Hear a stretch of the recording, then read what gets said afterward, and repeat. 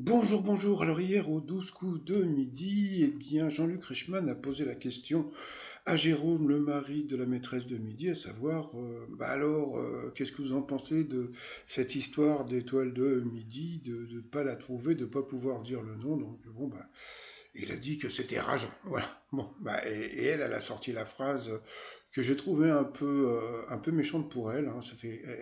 Elle a dit, mais qu'est-ce que vont penser les gens, les téléspectateurs, et puis surtout les internautes. Elle a dit cette phrase, voilà, que j'ai notée. Qu'est-ce que c'est que cette nana qui n'est pas foutue de répondre aux questions? Alors bon, j'ai trouvé ça un peu méchant pour elle, parce que bon, ce n'est vraiment pas de sa faute, surtout quand tu vois le coup de maître qu'elle a eu hier. Donc, bon, au début, toc, la SMR, bon, c'était connu. L'événement, les Verneuil, là, bon, où elle s'est plantée, c'est une question qui est pas évidente si elle n'a pas vu le film. Ça, c'est un truc qui est tout bête, hein, si t'as pas vu le film. Surtout que, bon, je sais pas. Moi, je pensais qu'elle était cinéphile, hein, mais bon, peut-être que eux aussi. Mais après, elle a eu d'autres questions qui étaient pas évidentes, hein, non plus. Dans quel milieu vit la larve du moustique? Je suis désolé. Premièrement, bah, moi je savais pas, et vous savez pourquoi? Parce que je m'en fous. Je m'en fous de savoir que la larve du moustique vit dans l'eau. Mais le truc, c'est que bon, il y a plein de gens quoi, qui connaissaient pas la réponse. Idem pour ça, l'instinct grégaire. Moi, je ne savais pas ce que j'étais, moi, grégaire. Moi, je pensais que grégaire, c'était la guéguerre à Greg. Mais bon, voilà. Et, franchement, elle a eu que des questions qui étaient vraiment pas évidentes. Puis alors, surtout, alors, la fin, qui ne porte pas 6% des Françaises.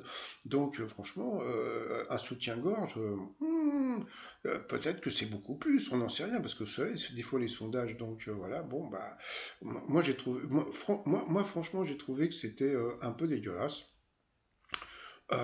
Donc, parce que d'un côté, ils veulent faire genre suspense, etc., etc., mais moi je trouve que c'est un peu sadique.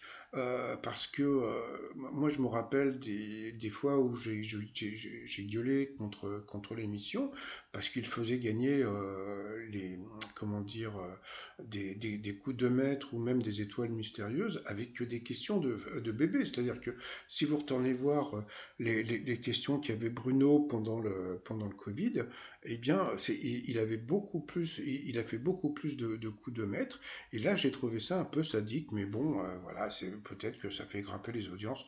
Je n'en sais rien, donc voilà, bon bah, j'imagine que peut-être mais j'ai une autre théorie. Hein. Moi, j'ai une théorie, c'est que comme hier, elle avait 20 000 euros.